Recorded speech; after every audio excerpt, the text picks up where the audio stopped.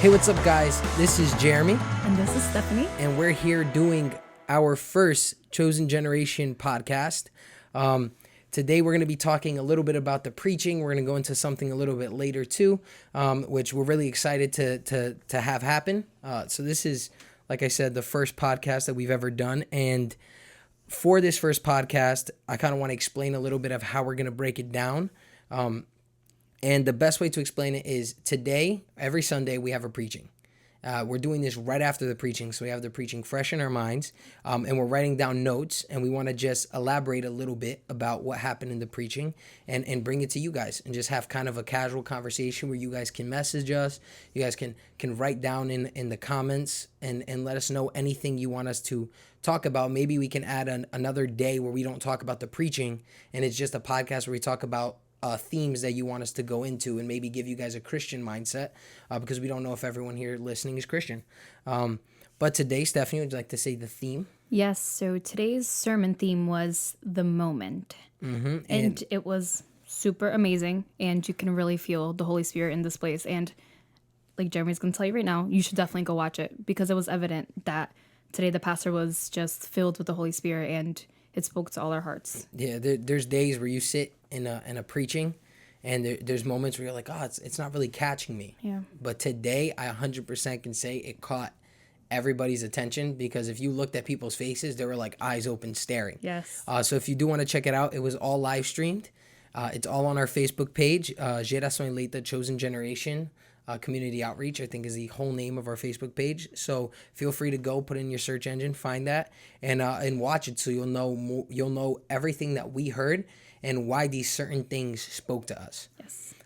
So I don't know if Stephanie would like to pick her first point or. Yes, sure.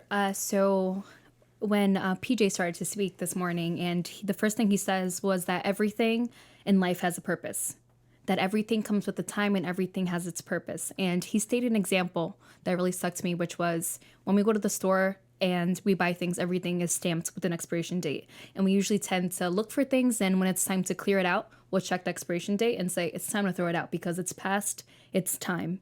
And he stated how man puts the expiration date, but God, he doesn't have one. He stamps it with his own time. And that's where it comes with our topic of everything is good in its time. Yeah, and just hearing that, like remembering him saying that, it really pushed in when he talked about the whole soccer analogy. Yeah. Because a lot of times soccer players get to an age where you see it a lot in other places other than America, because here in America you have soccer players at like 40 professionals. But if you go to like England and you go to these teams, you don't see soccer players past the age of 30 something. Like they're not playing there anymore because it's an age gap. Past their prime. Yeah, so it's past their prime as a player. So when you look at this, unless you're Cristiano Ronaldo, because that guy's prime is right now still.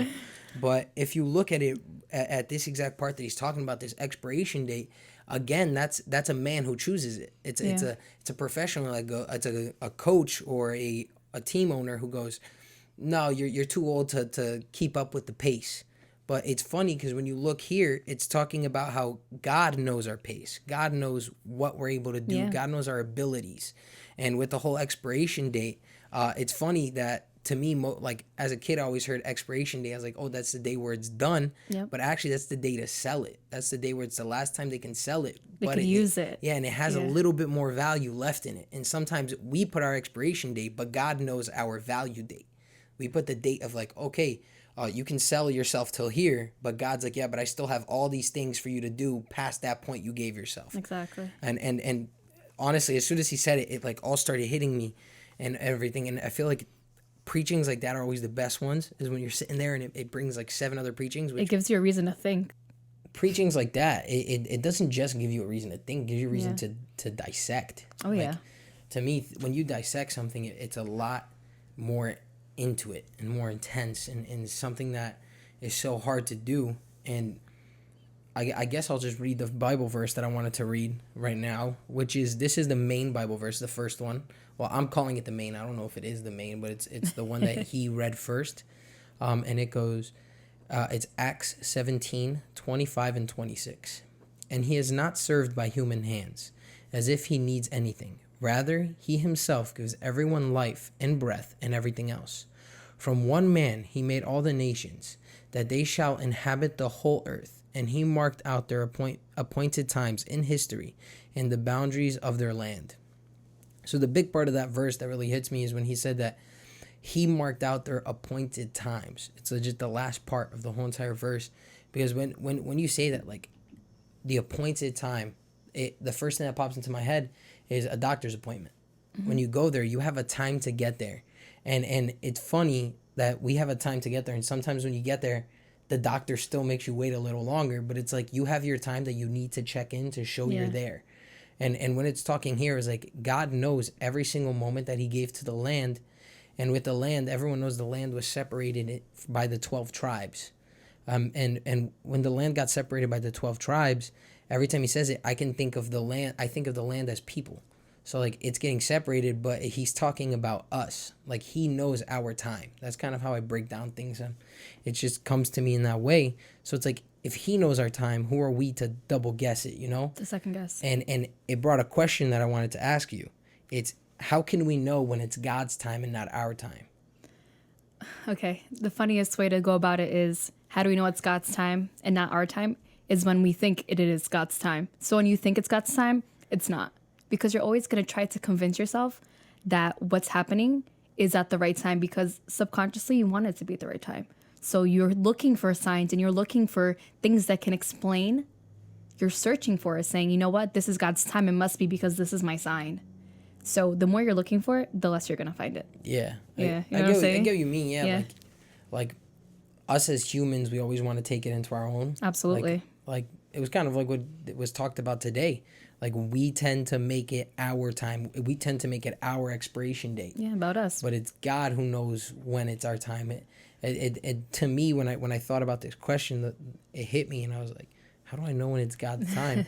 and sometimes you're not gonna know. No, I think most times you're never, almost like you're never gonna know. I think, and that's the whole point of it. Like, if God wanted us to know, he would have told us when Jesus was coming. Yeah, like a thief in the night. And he didn't. Nobody knows. He didn't tell us because he knows if we knew the time, us as humans, we're not the best people. Like, he made us perfect, but because of sin, we're not the best. Yeah. So it's like, imagine if everyone knew, like, oh, Jesus is going to come this day. So I'll repent for my sins this day. I'll do this day. I'll do this.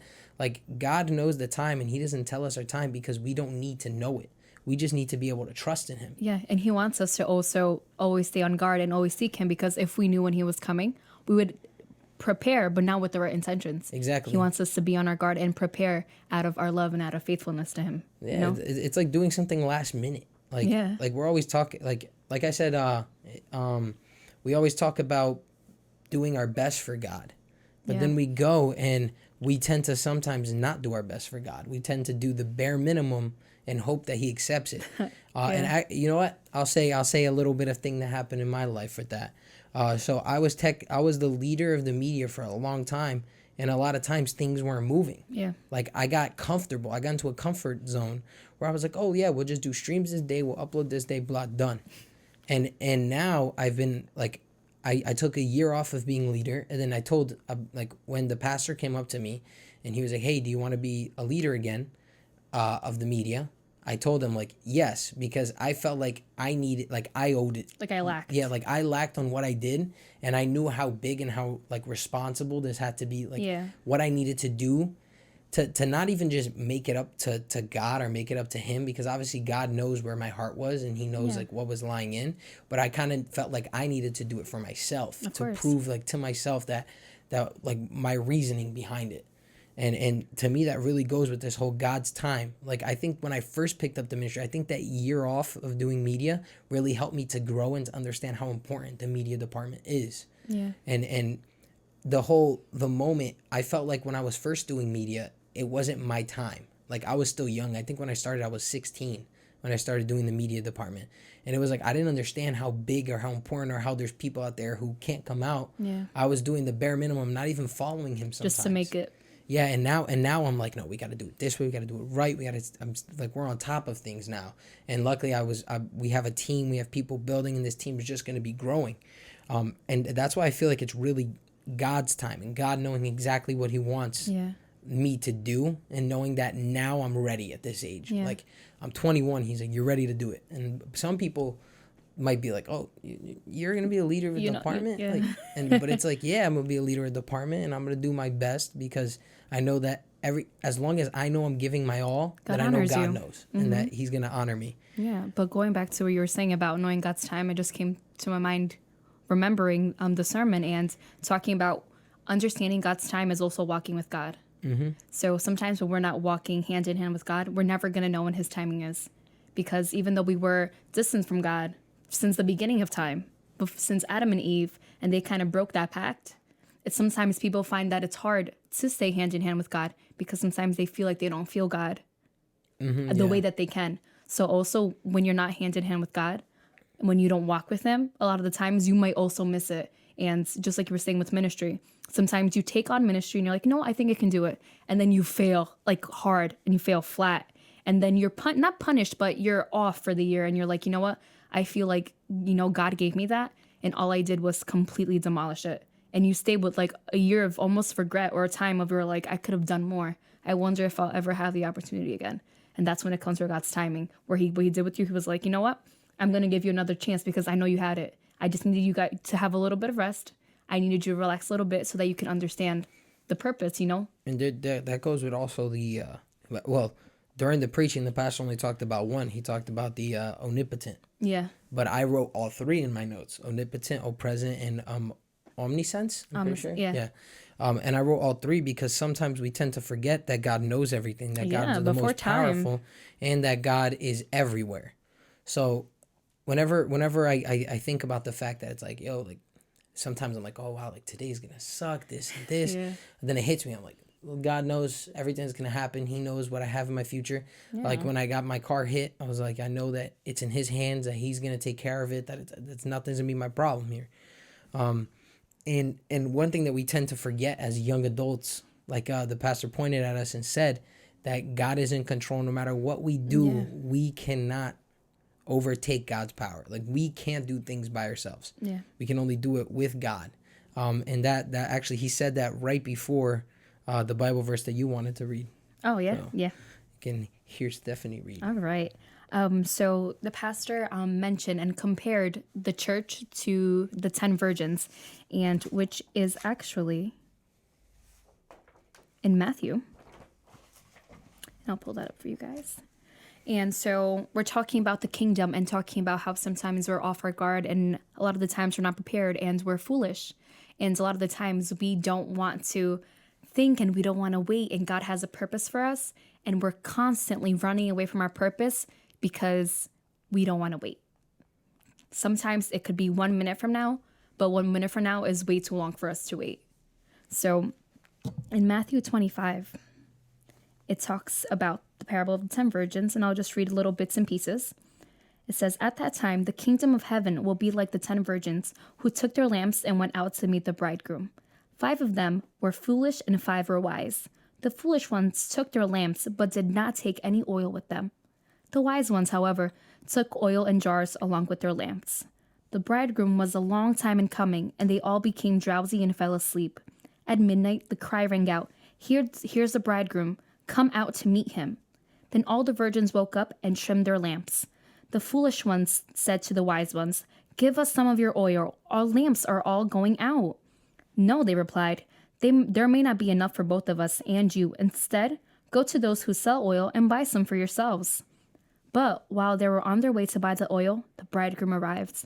The virgins who were ready went in with him and to the wedding banquet, and the door was shut. Later the others also came. 'Lord, Lord,' they said, 'open the door for us.' But he replied, 'Truly I tell you, I don't know you. Therefore keep watch, because you do not know the hour and the day.'" So that's something that the pastor always, he hit the nail a lot, and he said, you do not know the hour or the day, because 1,000 days for God could be like 1 day for you and vice versa. And I think a lot of the times we try to stay prepared, but we're just not focused enough, and we're just too anxious awaiting. And sometimes we miss that. The virgin missed her groom because all she wanted to do was, she was too anxious to await. Mm-hmm. And a lot of the times with ministry, with church, with God, in all things, even when we're petitioning for something, we're too anxious and we take on our own strength. And we were saying, you know what? I can do this. I'll just do it myself, because obviously God is waiting just way too long to answer. And that's where it comes again with God's timing. God's timing is perfect. He is never late. He's never early. He's always right on time. He's late compared to our time. Yeah. I mean, we always think he's late because it's never our own. Yeah. Yeah, everyone's like, oh, but dude, I got things to do. I want to, like, if you think about it, if you think about your day and day, like day in, day out, you look at your life and you go, I have so much to do. Imagine how much God has to do when he's dealing with 6 billion people. And they're all as stubborn as you. And he has to be like, wait a little bit longer. Like, he has to tell them, like, you got to understand, we sometimes can't even wait a couple minutes to get something done. Like I've personally complained before sitting in a drive-thru because I wanted my food now because I'm cranky. But imagine God, where every single day he's dealing with us cranky people who just want our things now. We're the Vine generation. Yeah, tell me about the generation of 6 seconds. Where everything we want is our fast. things quick. And the other parable that he talked about today during the preaching is of the rich fool. I said fool because he said full. Yeah, the Bible. He did say it. But the parable of the rich fool. And I'm not going to read the whole thing, but it is located in Luke 12:16 through 21. But pretty much the rich fool, he had money, he had a farm, he grew all of his crops, he got everything like he was being blessed more than he could think. And then it came to a point where his barn was filled. He had no more room to put any of his crops. And his servants asked, like, what should we do? And he said, break down my old barn. We'll build a new, bigger barn, and we'll put all of my crops in there at once, and we'll keep everything. We'll save everything. Then in 20, there I am going to read, it says, but God said to him, you fool, this very night your life will be demanded from you. Then who will get what you have prepared for yourself? So with this verse, the reason why I chose this verse to read is this guy prepared everything for him.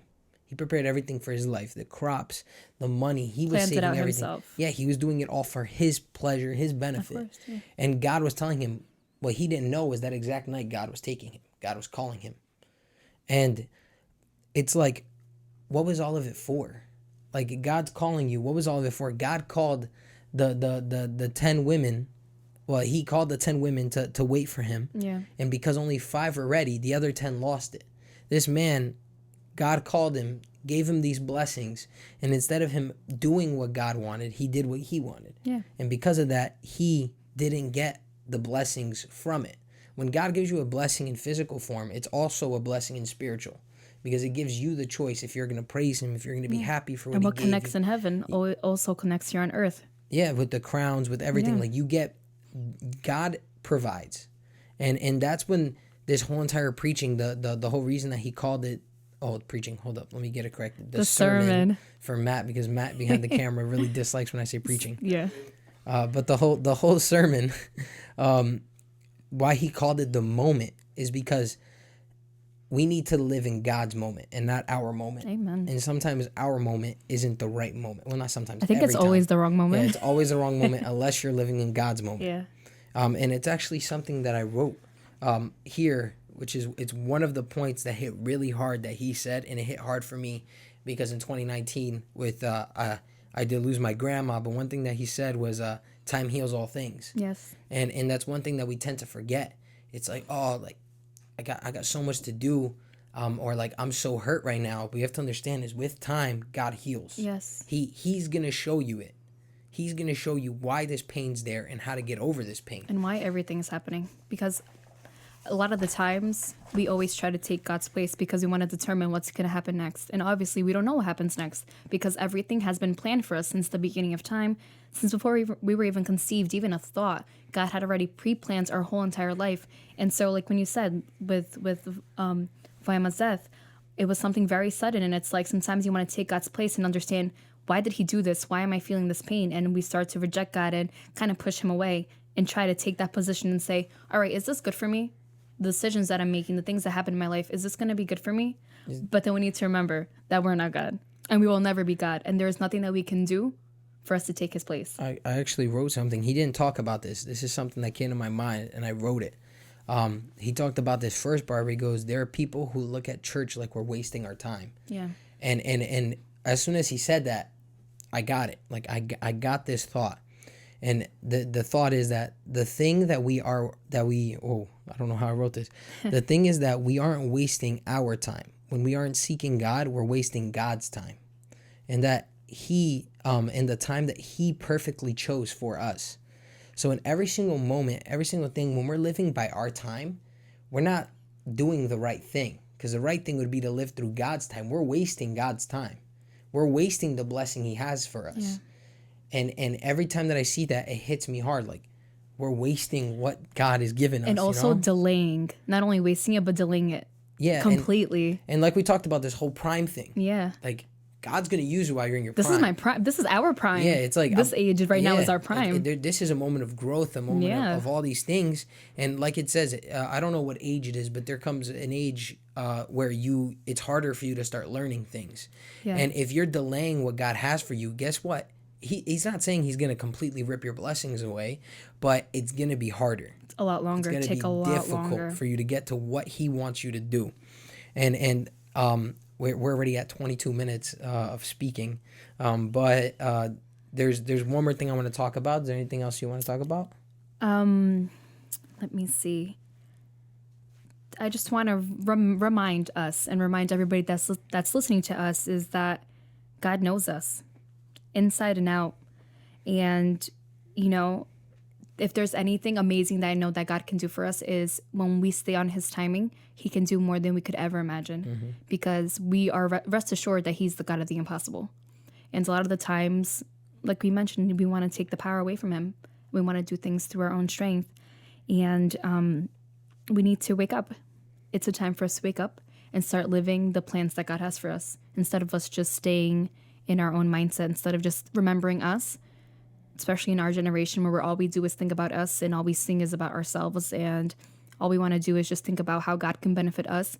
We need to start remembering that God is God above all things and that he's the one to be praised, not ourselves. Yeah, and that's your final thought about it. My final thought that I really wanted to bring to you guys who are listening or who are watching is this last point that he said at the preaching, which is they say it's better to go to a funeral than a party.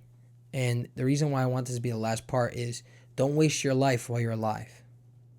Take the time that God's giving you, the time for you to grow. Matt, who's a biology major, understands the fact that how a heart works, how your lungs work. Like if 1 second the heart goes off of beat, it's very dangerous for a human's body to function. Yeah. So it's like a lot of times we take it for granted what God gives us. And the last thing I want to say is while God has given you this time for you to grow, take his time to consideration. Take his time to use your life, not just to benefit you, because it's going to benefit the people around you when you're doing God's time. Like God is going to bless you.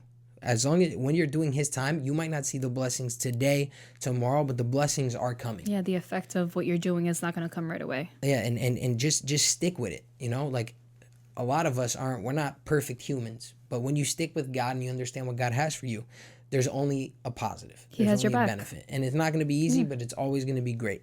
Always worth it. And now to the last part before finishing the podcast, we do this little thing here. It's an idea that came. It's going to be called Impact News.